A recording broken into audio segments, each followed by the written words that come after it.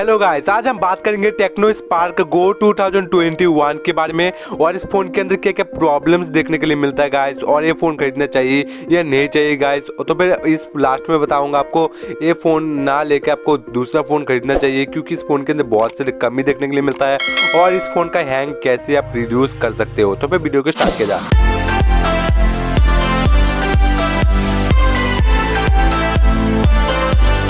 इस फोन का सबसे बड़ा प्रॉब्लम है इस फोन का प्रोसेसर। इस फोन का जो प्रोसेसर देखने के लिए मिलता है फॉर मीडियाटेक का हेलो A20, जो सबसे खराब प्रोसेसर है और सबसे लोएस्ट प्रोसेसर है। आप ठीक से गेम खेलने लगोगे तो फिर ये प्रोसेसर बहुत गर्म हो जाएगा और बहुत ही लैग करता रहेगा और बहुत ही हैंग करता रहेगा।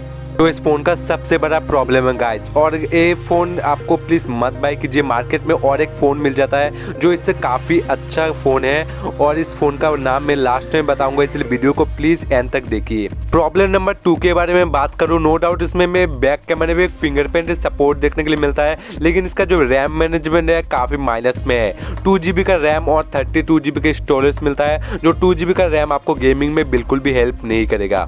2021 के अंदर में सिर्फ एक USB केबल मिलता है और नो डाउट हमें एक टाइप C केबल देखने नहीं मिलता, जो एक सबसे बड़ा माइनस पॉइंट है। इस फोन के अंदर सेंसर्स के बारे में बात करूँ तो फिर इस फोन के अंदर एक सेंसर मिसिंग है, जो एक आयर ब्लास्टर की मदद से आप बहुत कुछ कर सकते हैं, लेकिन इस फोन के अंदर नहीं कर सकते हो। लेकिन इसके कैमरेस के बारे में बात करूँ, 7000 के अंदर इसका जो कैमरा मिलता है, नो डाउट हमें एक 13 MP का कैमरा मिलता है, लेकिन इसका कैमरा मुझे डिसअपॉइंट लगा।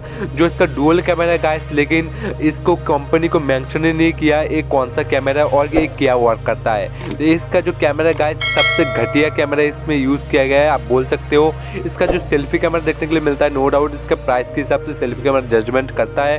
8 MP का एक सेल्फी कैमरा मिलता है, इसके साथ आपको एक फ्लैश लाइट देखने के लिए मिलता है, जो इसका प्लस पॉइंट है। और गाइस हमें बैक में भी एक डुअल फ्लैश लाइट का सपोर्ट देखने को मिलता है और इसके साथ हमें एक 5000 mAh का बैटरी पैकेज मिल जाता है, तो इसके प्राइस के हिसाब से इसको जजमेंट करता है। हाँ गाइस 5000 mAh का बैटरी जो काफी अच्छा बैटरी आपको गेमिंग में लॉन्ग टर्म रन करेगा, लेकिन इसका जो हमें गाइस OS मिलता है, हाँ गाइस इसका जो UI है वो सबसे खराब UI है। इसके अंदर भर भर की एड्स देखने के लिए मिलता है और एक कंपनी चाइना की कंपनी है, आपको अच्छा सर्विस सेंटर कहीं भी नहीं मिलेगी। इसके अंदर बहुत ही एड्स और घटिया लैग्स वगैरह आपको देखने के लिए मिलेंगे फ्यूचर्स में। और गाइस इस फोन को लॉन्ग टाइम के लिए ले रहे हो, प्लीज आपको ये फोन आपके लिए तो फिर नहीं है। और गाइस इसका डिस्प्ले काफी बड़ा देखने के लिए मिलता है, लेकिन इसका डिस्प्ले HD डिस्प्ले दिया गया है, जो एक नॉर्मल फोन की तरह ही है। और गाइस इसका HD डिस्प्ले मिलता है लो डाउट, लेकिन काफी बड़ा डिस्प्ले देखने के लिए मिलता है और इसका ब्राइटनेस भी काफी अच्छा ब्राइटनेस देखने के लिए मिलता है। फोन के अंदर जो डिस्प्ले का प्रॉब्लम है गाइस, एक फॉर हमें गोरिल्ला ग्लास देखने के लिए नहीं मिलता है, कोई भी हमें प्रोटेक्शन देखने के लिए नहीं मिलता है। हमें बैक साइड में कोई भी प्रोटेक्शन देखने के लिए नहीं मिलता है और एक प्लास्टिक का बैक साइड मिल जाता है। और गाइस इसमें कोई भी गोरिल्ला ग्लास नहीं है, जो मेरे हिसाब से एक माइनस पॉइंट है। और इस फोन को आप प्लीज मत बाय कीजिए। आप एक टेक्नो को फैन हो तो फिर आप बाय कर सकते हो।